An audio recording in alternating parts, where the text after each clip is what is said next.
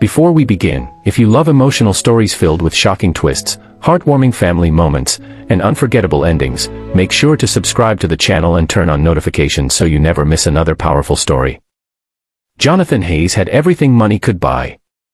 At just 36 years old, he was one of the youngest millionaires in the city, the owner of a successful technology company, and the proud father of newborn twins, Ethan and Emma. His mansion stood on a hill overlooking the city skyline, surrounded by beautiful gardens and guarded by tall iron gates. To outsiders, Jonathan's life looked perfect. But behind those grand walls was a struggle no amount of money could solve.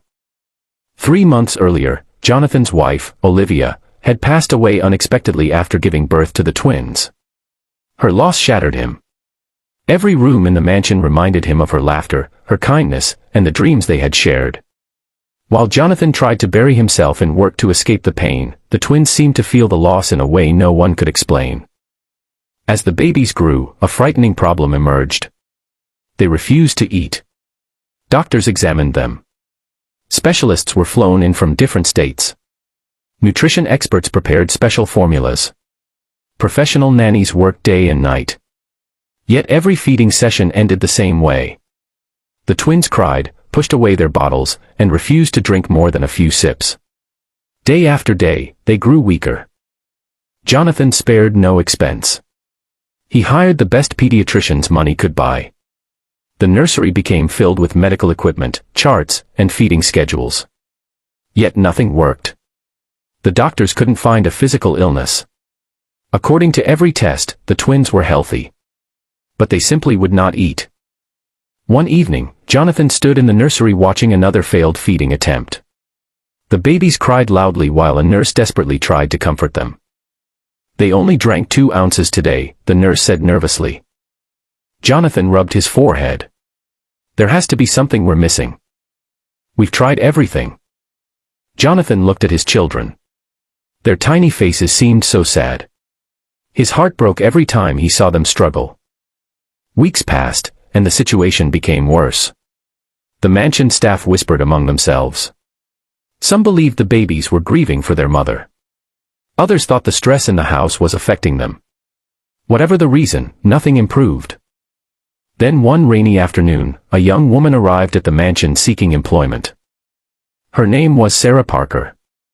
She wasn't a famous nanny. She had no prestigious certificates. She wasn't recommended by a wealthy family. She simply needed work after moving to the city to care for her younger brother. The head housekeeper looked at her resume skeptically. "You don't have much experience with wealthy families." Sarah smiled politely. "I may not have experience with wealthy families, but I have experience caring for children." The housekeeper almost dismissed her. But the mansion was desperately short-staffed, and Sarah was offered a temporary maid position. On her first day, Sarah quietly cleaned rooms and stayed out of everyone's way. She noticed the tension in the mansion immediately. The atmosphere felt heavy, as if sadness lived inside every wall. Late in the afternoon, she passed by the nursery and heard the twins crying. Curious, she peeked inside. The sight broke her heart. 2 tiny babies sat in their cribs, crying uncontrollably while exhausted nurses tried unsuccessfully to feed them. "Not again," one nurse muttered. Sarah watched silently. Something about the babies' cries felt different. She had spent years helping raise her younger siblings after their parents died. She knew children often communicated feelings adults couldn't understand. The next day, Sarah again heard the twins crying. This time she found herself lingering near the nursery door. One nurse sighed. "They haven't eaten properly in weeks." Without thinking, Sarah spoke. "May I try?" The nurse looked surprised. "You?" Sarah nodded. "I know it sounds strange. But maybe I can help." The nurse hesitated before finally handing her a bottle. "Fine. Nothing else has worked." Sarah walked slowly toward the twins. Instead of immediately offering the bottle, she sat down in a rocking chair. Then she began softly humming. It was an old lullaby her mother used to sing. The room suddenly grew quiet. One of the babies stopped crying. Then the other. The nurses stared. Sarah continued humming gently while rocking back and forth. The twins watched her carefully. For the first time in days, neither baby cried. Slowly, Sarah offered the bottle. To everyone's shock, little Emma accepted it immediately. The room froze. Did she just? Yes, another nurse whispered. Emma drank calmly. Then Ethan reached toward Sarah. She offered him a second bottle. He began drinking too. The nurses couldn't believe their eyes. One ran from the room. Mr. Hayes. You need to see this. Jonathan rushed upstairs expecting another emergency. Instead, he stopped in the doorway. The sight before him left him speechless. The twins were peacefully drinking from their bottles. And sitting between them was a maid he had never even met. How? Jonathan whispered. Nobody had an answer. Sarah simply smiled at the babies. Over the next several days, something remarkable happened. Whenever nurses attempted feeding, the twins resisted. Whenever Sarah entered the room, they relaxed. Whenever she hummed her lullaby, they eagerly accepted their bottles. The doctors were stunned. The specialists couldn't explain it. Jonathan found himself watching Sarah more closely. One evening, he finally asked her, "What exactly are you doing?" Sarah looked down modestly. "Honestly, sir, nothing special. You accomplished what experts couldn't." Sarah glanced toward the twins sleeping peacefully.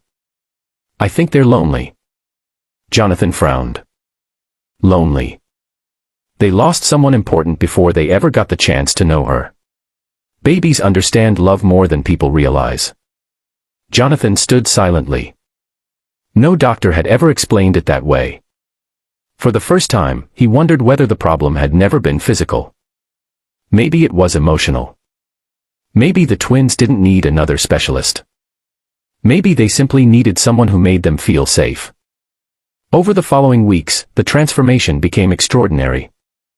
The twins gained weight. Their smiles returned. Laughter filled the nursery. And every morning, their faces lit up when Sarah entered the room. The mansion that had once felt cold and empty slowly came back to life. Even Jonathan began smiling again. One night, unable to sleep, he walked past the nursery. Inside, Sarah sat in the rocking chair holding both babies. For a moment, Jonathan felt tears fill his eyes. After months of despair, he was finally seeing peace. And it had come from the person everyone had overlooked. The maid nobody believed could help. As Jonathan quietly watched from the doorway, he realized something that would change all of their lives forever. Sarah hadn't just saved the twins from hunger. She had saved an entire family from heartbreak. But neither Jonathan nor Sarah knew that an even bigger secret connected them, a secret hidden in Olivia's final letter, one that would soon turn their world upside down forever. To find out what happens next, make sure you subscribe to the channel, like this video, and turn on notifications. The next chapter reveals the shocking secret that changes everything.